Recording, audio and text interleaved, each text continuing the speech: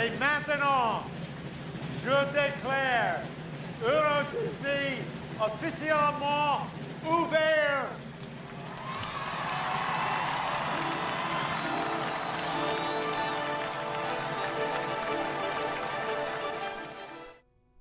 When Tokyo Disneyland opened its gates for the first time in 1983, becoming the first Disney park ever built outside the United States of America, it was an immediate smash hit. Upon opening, Tokyo Disneyland was mainly a replica of Walt Disney World's Magic Kingdom with some elements of Disneyland, but nothing particularly new. But this didn't matter. Most of the Japanese public had never visited either of these parks, and were desperate for the American theme park experience. However, a couple of years later, when it came to planning a Disney park for Paris, Imagineers quickly worked out that this same method wouldn't work. And like in Japan, the majority of the French public were not in support of Disney bringing their Americanized entertainment to the French countryside. Much of Japanese culture romanticizes Americana, but Europeans are not so won over by their vision of America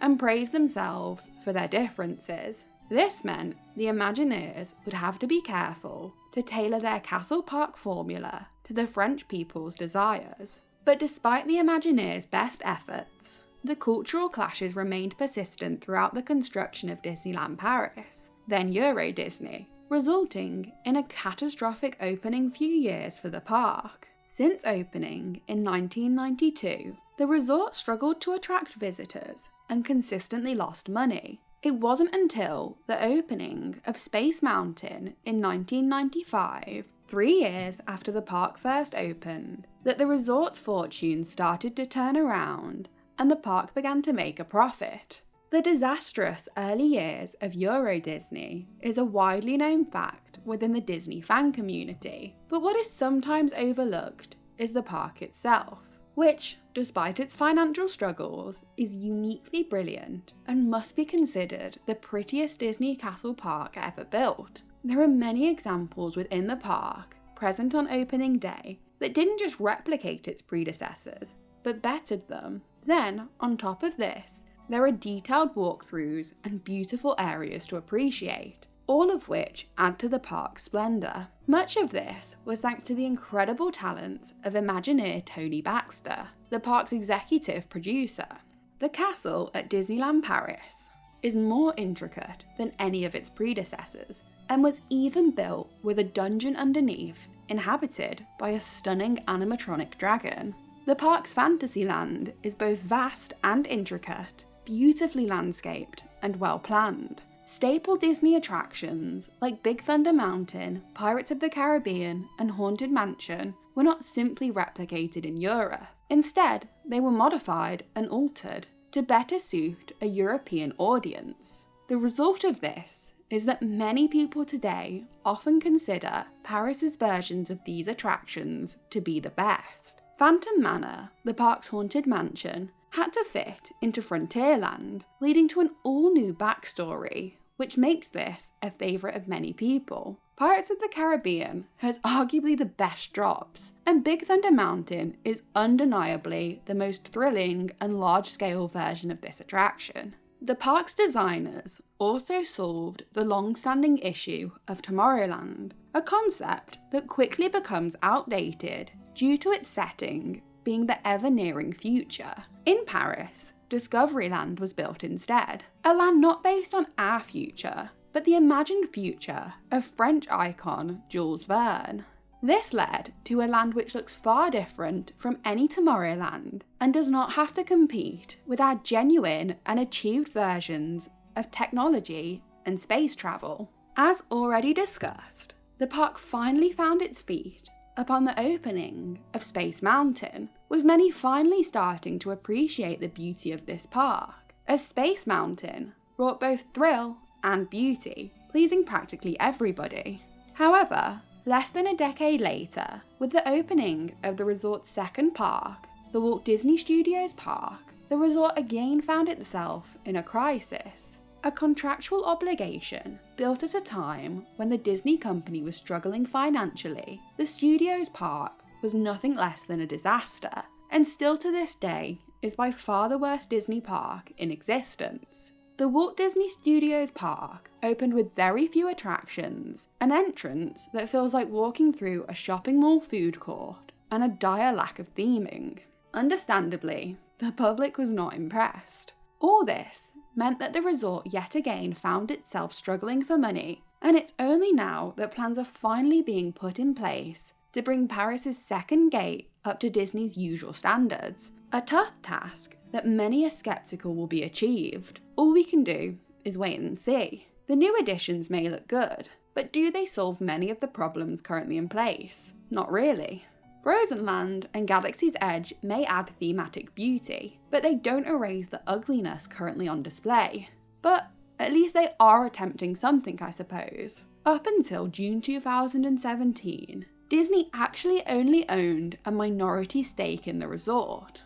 Following the failure of the second gate, and up until Disney taking majority ownership of the resort, Disneyland Paris went through a period of neglect. Ride maintenance was horrific, operations were poor, and very few new additions ever came. There were even entire sections of the parks that would rarely be open, such as the part of Fantasyland, home to Casey Jr. and the Storybook Boat Ride. However, thankfully, since 2017, Disney have done a pretty good job of renovating many of Paris's major attractions, are going through the process of renovating all the hotels, and as previously mentioned, have a plan in place to improve the Walt Disney Studios Park.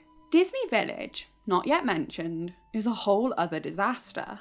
Disneyland Paris, like the very first Disneyland resort in Anaheim, has the benefit of all its offerings being located within a single complex small enough that the parks, hotels, and Disney Village are all within the walking distance of each other. This makes for an easy experience in many ways for those staying at one of the many hotels. However, it also leaves you isolated and dependent on the dining offerings available either within the parks, hotels, or within Disney Village. The food at Disneyland Paris has been a bit of a yo-yoing element.